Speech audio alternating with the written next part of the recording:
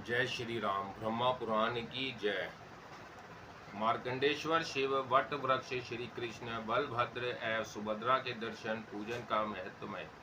ब्रह्मा जी कहते हैं, ब्राह्मणों, अब मैं पंच तीर्थ की विधि बतलाऊंगा तथा स्नान दान और देव दर्शन से जो फल होता है उसका वर्णन करूंगा। मार्कंडे हृदय में जाकर मनुष्य उत्तराभिमुख हो 3 बार डुबकी लगाए और निमांकित मंत्र का उच्चारण करे। भग के नेत्रों का नाश करने वाले त्रिपुर शत्रु भगवान शिव, मैं संसार सागर में निमग्न पापग्रस्त एवं अचेतन हूँ, आप मेरी रक्षा कीजिए। आपको नमस्कार है। समस्त पापों को दूर करने वाले शांत स्वरूप शिव को नमस्कार है। देवेश्वर, मैं यहाँ स्नान करता हूँ, मेरा सारा पातक नष्ट हो जाए।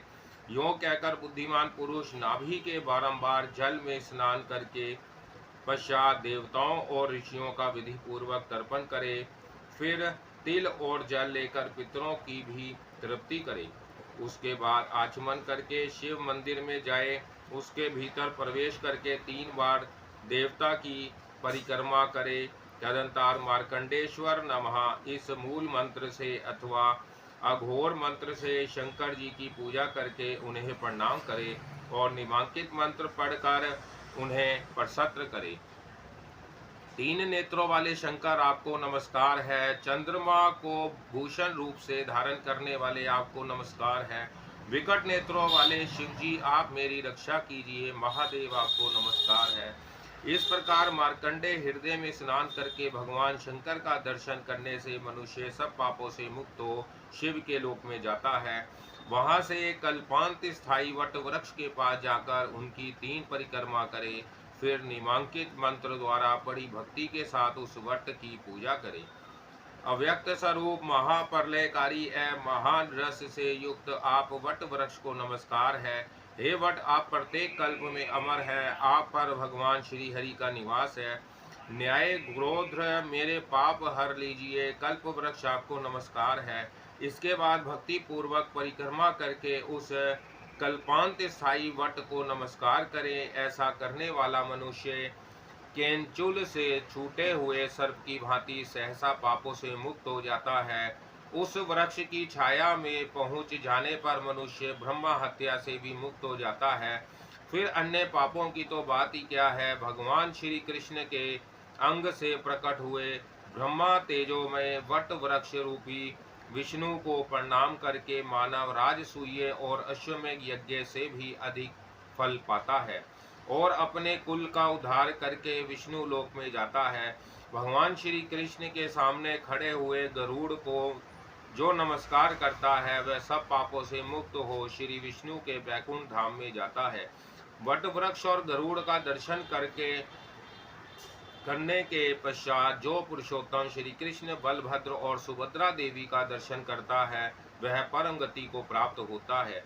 जगन्नाथ श्री कृष्ण के मंदिर में प्रवेश करके 3 बार प्रदक्षिणा करे। फिर नाम मंत्र से बलभद्र जी का भक्ति पूर्वक पूजन करके निमांकित रूप से प्रार्थना करे। हल धारण करने वाले राम, आपको नमस्कार है। मुसल को आयुध रूप में रखने वाले आपको नमस्कार है। रेवती रमन, आपको नमस्कार है। भक्त वत्सल, आपको नमस्कार है। बलवानों में श्रेष्ठ, आपको नमस्कार है। पृथ्वी को मस्तक पर धारण करने वाले शेष जी, आपको नमस्कार है। प्रलंब शास्त्रों, आपको नमस्कार है। श्री कृष्ण के अग्रज, मेरी रक्षा कीजिए। इस प्रकार कैलाश शिखर के समान आकार और चंद्रमा से भी कामनीय मुख वाले नील वस्त्रधारी देव पूजित अनंत अजय एवं कुंडल से विभूषित फणों के द्वारा विकट मस्तक वाले महाबली हलधर को प्रसन्न करे। बलराम जी की पूजा के पश्चात विधान पुरुष एकाग्रचित हो ददाक्षर मंत्र ओम नमो भगवते वासुदेवाय से भगवान श्री कृष्ण की पूजा करें। जो ददाक्षर मंत्र के द्वारा भक्ति पूर्वक सदा भगवान पुरुषोत्तम की पूजा करते हैं वह मोक्ष को प्राप्त होते हैं। देवता, योगी तथा सोमपान करने वाले यज्ञाकिक भी जिस गति को नहीं पाते उसी को ददाक्षर मंत्र का जप करने वाले पुरुष प्राप्त कर लेते हैं। अतः उसी मंत्र से भक्ति पूर्वक गंध पुष्प आदि सामग्रियों द्वारा जगत गुरु श्री कृष्ण की पूजा करके उन्हें प्रणाम करें। फिर इस प्रकार प्रार्थना करें, जगन्नाथ श्री कृष्ण आपकी जय हो, सब पापों का नाश करने वाले प्रभु आपकी जय हो, चनूर और केशी के नाशक आपकी जय हो, कंस नाशक आपकी जय हो, कमल लोचन आपकी जय हो, चंद्र गदाधर आपकी जय हो, नील मेघ के समान श्याम वर्ण आपकी जय हो, सबको सुख देने वाले परमेश्वर आपकी जय हो, जगत पूज्य देव आपकी जय हो, संसार संहारक आपकी जय हो, लोकपते नाथ आपकी जय हो, मनोवांछित फल देने वाले देवता आपकी जय हो। यह भयंकर संसार सागर सर्वथा निसार है, इसमें दुखमय फैन भरा हुआ है, यह क्रोध रूपी ग्रह से पूर्ण है, इसमें विषय रूपी जल राशि भरी हुई है, भांति भांति के रोग ही इसमें उड़ती हुई लहरें हैं, मोह रूपी भवरों के कारण यह अत्यंत दुस्तर जान पड़ता है। सुरश्रेष्ठ, मैं इस घोर संसार रूपी समुद्र में डूबा हुआ हूँ, पुरुषोत्तम मेरी रक्षा कीजिए। इस प्रकार प्रार्थना करके जो देवेश्वर वरदायक भगवत्सल सर्व पापहारी समस्त अभिलाषित फलों के दाता, मोटे कंधे और दो भुजाओं वाले श्याम वर्ण, कमल पत्र के समान विशाल नेत्रों वाले, चौड़ी छाती, विशाल भुजा, पीत वस्त्र और सुंदर मुख वाले, शंख चक्र गदाधर मुकुटा गद भूषित, समस्त शुभ लक्षणों से युक्त और वनमाला विभूषित भगवान श्री कृष्ण का दर्शन और उन्हें प्रणाम करता है, वह हजारों अश्वमेध यज्ञों का और सब तीर्थों में स्नान और दान करने का फल पाता है। संपूर्ण वेद, समस्त यज्ञ, सारे दान, व्रत, नियम, उग्र तपस्या और ब्रह्मचार्य के संयंक पालन से जो फल मिलता है वही भगवान श्री कृष्ण के दर्शन और वंदन से प्राप्त होता है। शास्त्रोक्त आचार का पालन करने वाले गृहस्थ को वनवास के नियमों का पालन करने से वानप्रस्थ को, और शास्त्रोक्त रीति से संन्यास धर्म का पालन करने पर सन्यासी को जो फल प्राप्त होता है वही श्री कृष्ण का दर्शन और उन्हें प्रणाम करने वाला मनुष्य प्राप्त कर लेता है। भगवत दर्शन के महत्वमय के संबंध में अधिक कहने की क्या आवश्यकता है। भगवान श्री कृष्ण का भक्ति पूर्वक दर्शन करके मनुष्य दुर्लभ मोक्ष तक प्राप्त कर लेता है। तत्पश्चात भक्तों पर स्नेह रखने वाले सुभद्रा देवी का भी नाम मंत्र से पूजन करके उन्हें प्रणाम करें और हाथ जोड़कर निमांकित रूप से प्रार्थना करें। देवी, तुम सर्वत्र व्यापक रखने वाली और शुभ सौभाग्य प्रदान करने वाली हो, तुम्हें बारंबार नमस्कार है। पद पात्र के समान विशाल नेत्रों वाली कात्यायनी, मेरी रक्षा करो, तुम्हें नमस्कार है। इस प्रकार संपूर्ण जगत को धारण करने वाली लोकहित कारिणी, वरदायिनी एवं कल्याणमयी बलभद्र भामिनी सुभद्रा देवी को प्रसन्न करके मनुष्य इच्छानुसार गति से चलने वाले विमान के द्वारा श्री विष्णु के वैकुंठ धाम में जाता है। जय श्री राम। ब्रह्मा पुराण की जय। पुरुषोत्तम क्षेत्र में भगवान नरसिंह तथा श्वेत माधव का महत्व है। ब्रह्मा जी कहते हैं, इस प्रकार बलराम श्री कृष्ण और सुभद्रा को प्रणाम करके भगवान के मंदिर से बाहर निकले। तत्पश्चात जगन्नाथ जी के मंदिर को प्रणाम करके एकाग्रचित हो उस स्थान पर जाएं जहां भगवान विष्णु की इंद्र नीलमयी प्रतिमा बालू के भीतर छिपी है।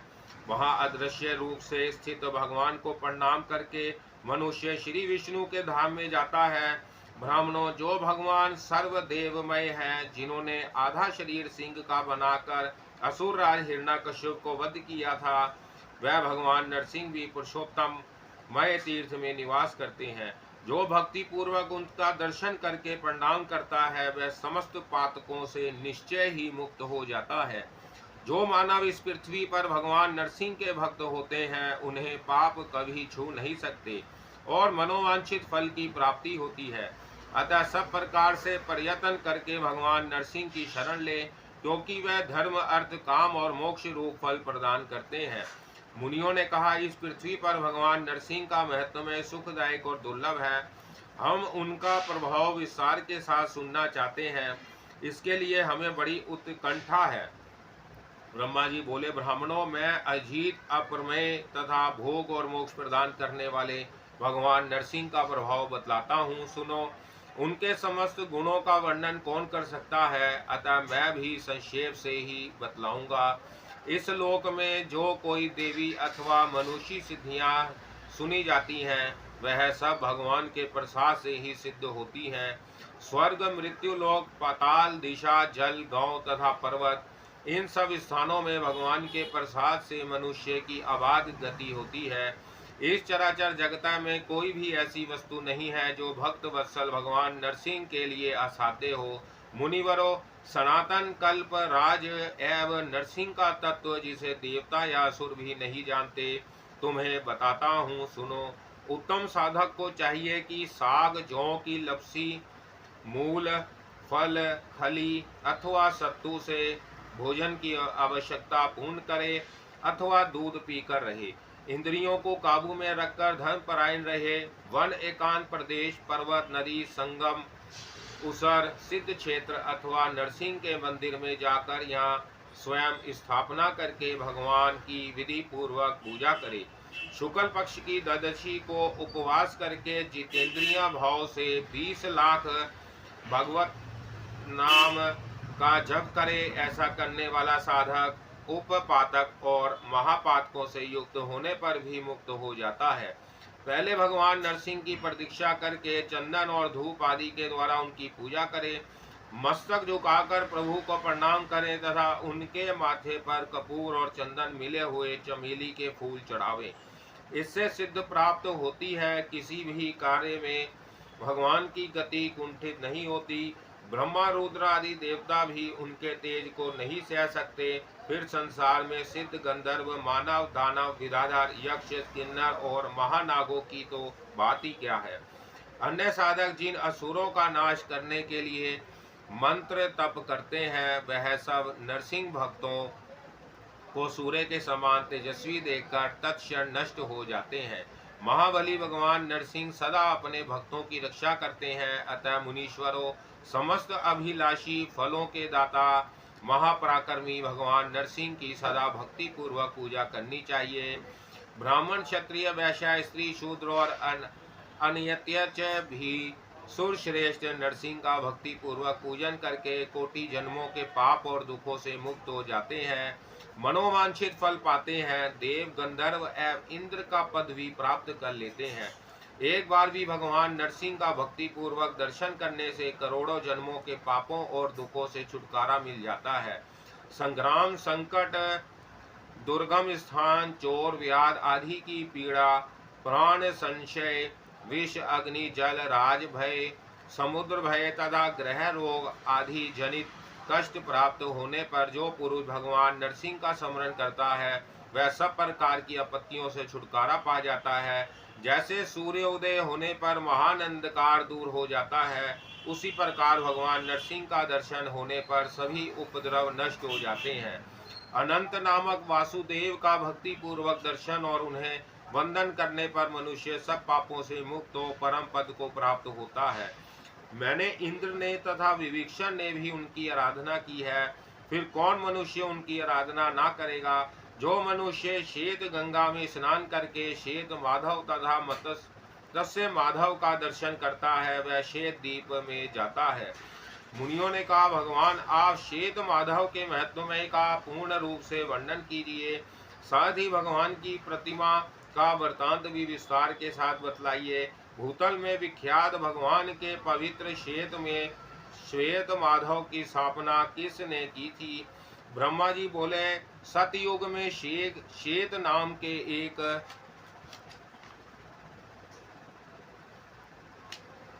बलवान राजा थे।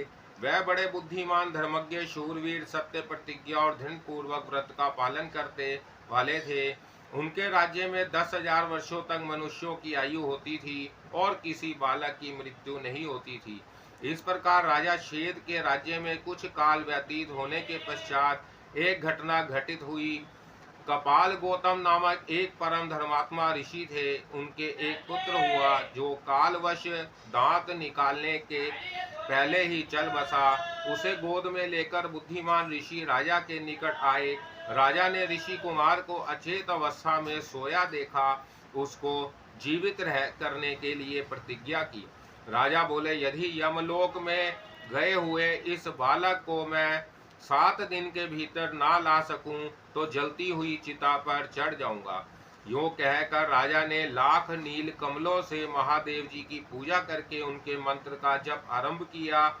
जगदीश्वर भगवान शिव राजा की अत्यंत भक्ति का विचार करके पार्वती जी के साथ उनके सामने प्रकट हुए और बोले, राजन, मैं तुम पर बहु प्रसन्न हूँ। महादेव जी का यह वचन सुनकर राजा श्वेत ने सहसा उनकी ओर देखा। वह सब अंगों में भस्म रमाए हुए थे। उनके शरीर की कांति शरदकालीन चंद्रमा और कुंद के समान थी। उनके नेत्र विकट थे। व्याग चर्म का वस्त्र और ललाट में चंद्रमा की रेखा थी। उन पर दृष्टि पड़ते ही राजा ने सहसा पृथ्वी पर गिरकर उन्हें प्रणाम किया और कहा, प्रभु, यदि आप मुझ पर प्रसन्न है, यदि आपकी मुझ पर दया है, तो काल के वश में पड़ा हुआ यह ब्राह्मण बालक पुनः जीवित हो जाए। यही मेरी प्रतिज्ञा है महेश्वर, आप इसे यथा योग्य आयु से युक्त और कल्याण का भागी बनाए। श्वेत की यह बात सुनकर महादेव जी की बड़ी प्रसन्नता हुई। उन्होंने सब भूतों को भय देने वाले काल को आज्ञा दी और काल ने मृत्यु के मुख में पड़े हुए उस बालक को जीवित कर दिया। इसके बाद वह पार्वती देवी के साथ अंतर्धान हो गए। तदंतर राजा ने हजारों वर्ष एकाग्रचित होकर राज्य किया। फिर लौकिक धर्मों और वैदिक नियमों का विचार करके भगवान केशव की आराधना का निश्चय व्रत ग्रहण किया। इसके बाद वह दक्षिणा समुद्र के पुरुषोत्तम क्षेत्र में गए और जगन्नाथ जी के पास ही सुंदर रमणीय प्रदेश में एक सुंदर मंदिर बनवाया और श्वेत शिला के द्वारा भगवान श्वेत माधव की प्रतिमा बनवाकर विधि पूर्वक उसकी प्रतिष्ठा की। उस समय ब्राह्मणों, दोनों अनाथों और तपस्वियों को दान दे राजा ने भगवान माधव के समीप पृथ्वी पर गिरकर 5 प्रणाम किया। फिर 1 मास तक मौन एवं निराहार रहकर ददाक्षर मंत्र का जप किया। जप समाप्त होने पर भगवान देवेश्वर की इस प्रकार स्तुति आरंभ की। श्वेत बोले, ओम वासुदेवाय देव को नमस्कार है। सबको अपनी ओर खींचने वाले संकर्षण को नमस्कार है। अत्यंत धूतिमान प्रधुमन, कभी रुद्र न होने वाले अनिरुद्र तथा नारायण को नमस्कार है। जिनके अनेक रूप हैं, जो विश्व रूप विधाता निर्गुण अर्थज्ञ शुद्ध एवं उज्ज्वल कर्म वाले हैं, उनको नमस्कार है। जिनकी नाभि में कमल है, जो पद गर्भ ब्रह्मा जी की उत्पत्ति के कारण है, उनको नमस्कार है। जिनका वर्ण कमल के समान है, जो हाथ में भी कमल लिए रहते हैं, उनको नमस्कार है। जिनके नेत्र कमल के समान है, जो सहस्रों नेत्रों से युक्त और शिव स्वरूप है, उन्हें नमस्कार है। जिनके सहस्रों पैर और सहस्रों भुजाएं हैं, उन मणियों रूप परमेश्वर को नमस्कार है। ओम वराह रूपधारी भगवान को नमस्कार है। जो वर देने वाले उत्तम बुद्धि से युक्त वरिष्ठ वरण्य शरणागत रक्षक और अपनी महिमा से कभी च्युत ना होने वाले हैं, उन भगवान को प्रणाम है। ओम बल रूपधारी बाल कमल के समान कांतिमान बाल सूर्य और चंद्रमा रूप नेत्रों वाले मनोहर केशों से सुशोभित बुद्धिमान भगवान विष्णु को प्रणाम है। केशव को नमस्कार है। नारायण को नित्य नमस्कार है। सर्वश्रेष्ठ माधव एवं गोविंद को नमस्कार है। ओम विष्णु को नमस्कार है। हिरण्य रेता अग्नि देव को नित्य नमस्कार है। मधुसूदन को प्रणाम है। शुद्ध स्वरूप एवं किरणों को धारण करने वाले भगवान को नमस्कार है। अनंत को नमस्कार है। सूक्ष्म स्वरूप एवं श्री वत्सधारी को प्रणाम है। 3 बड़े बड़े डगों वाले तथा दिव्य पीताम्बर धारण करने वाले वामन को नमस्कार है। भगवान, आप सृष्टि करता है, आपको नमस्कार है। आप ही सबके धारण पोषण करने वाले हैं, आपको बारंबार नमस्कार है। गुण स्वरूप एवं निर्गुण को नमस्कार है। वामन रूप भगवान को नमस्कार है। वामन कर्मा श्री हरि को प्रणाम है। वामन नेत्र प्रभु को नमस्कार है और वामन वाहन माधव को प्रणाम है।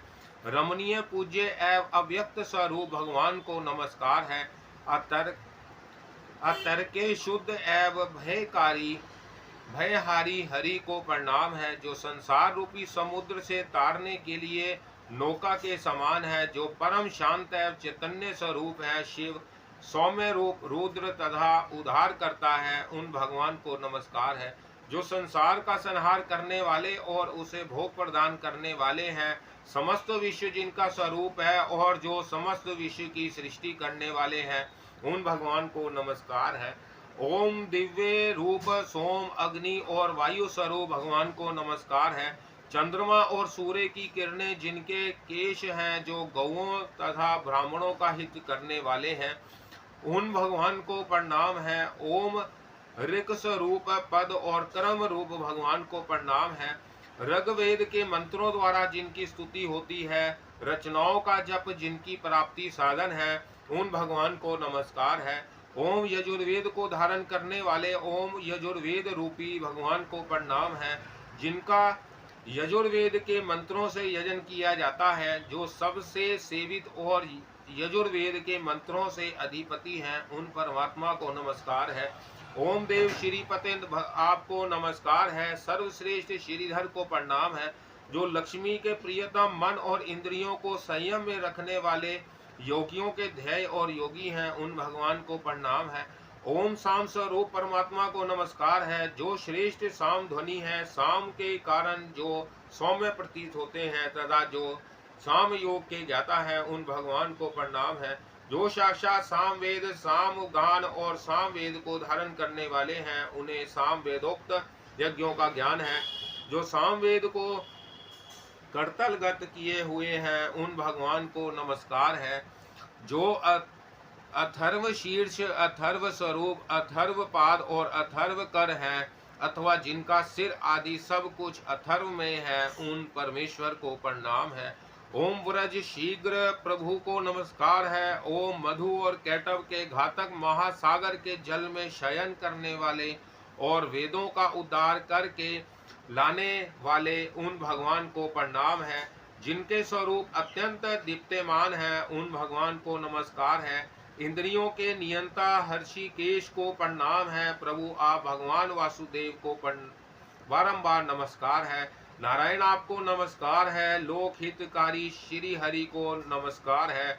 ओम मोहनाशक तथा विश्व संहारकारी प्रभु को प्रणाम है, जो उत्तम गति के दाता और बंधन का अपहरण करने वाले हैं, त्रिलोकी में तेज का अभिभाव करने वाले और तेज स्वरूप है, उन भगवान को नमस्कार है। जो योगियों के ईश्वर शुद्ध स्वरूप, सबके भीतर रमण करने वाले तथा जगत को पार उतारने वाले हैं, सुख ही जिनका स्वरूप है, जो सुख रूप नेत्रों वाले तथा सुकृत धारण करने वाले हैं, उन भगवान को प्रणाम है।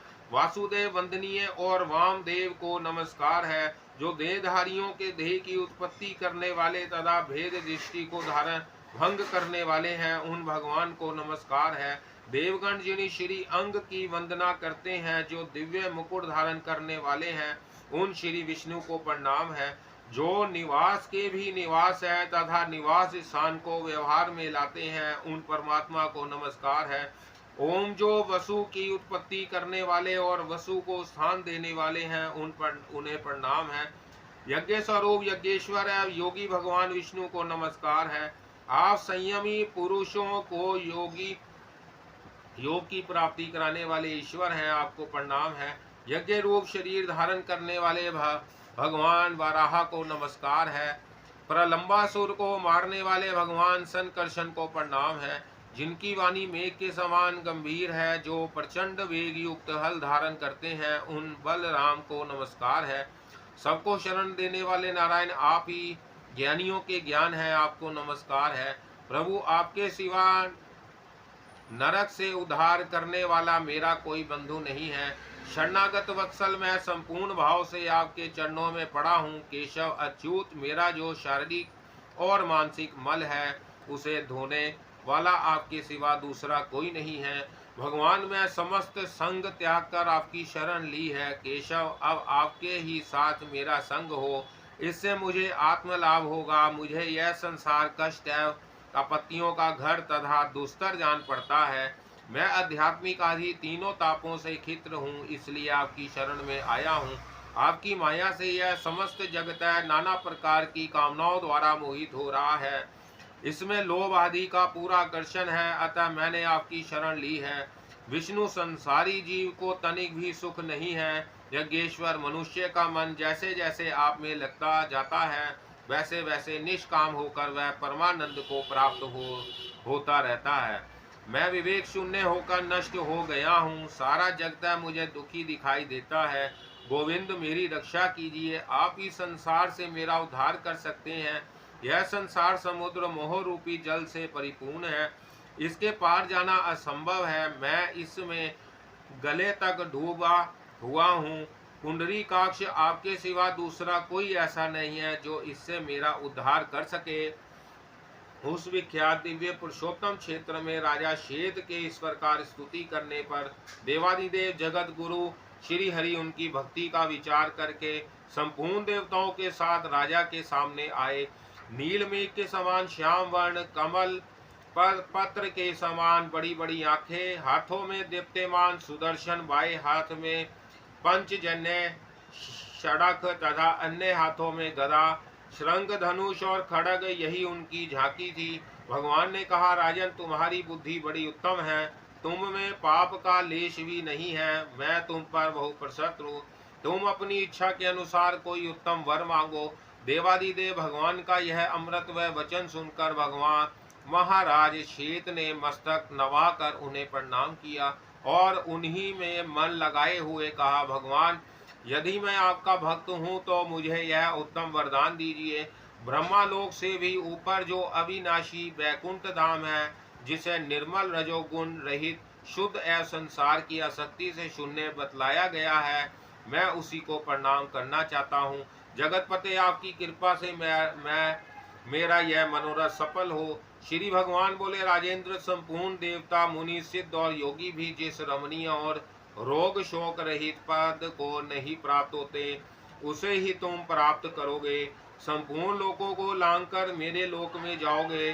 जहाँ तुमने जो कीर्ति प्राप्त की है वह तीनों लोकों में फैलेगी और मैं सदा ही यहाँ निवास करूँगा। इस तीर्थ को देवता और दानवादी सब लोग श्वेत गंगा कहेंगे। जो कुश के अग्रभाग से भी श्वेत गंगा का जल अपने ऊपर छिड़केगा वह स्वर्ग लोक में जाएगा। जो यहाँ स्थापित श्वेत माधव नाम की प्रतिमा का दर्शन और उसे प्रणाम करेगा वह देह त्याग कर भगवान का स्मरण करते हुए शांत पद को प्राप्त होगा।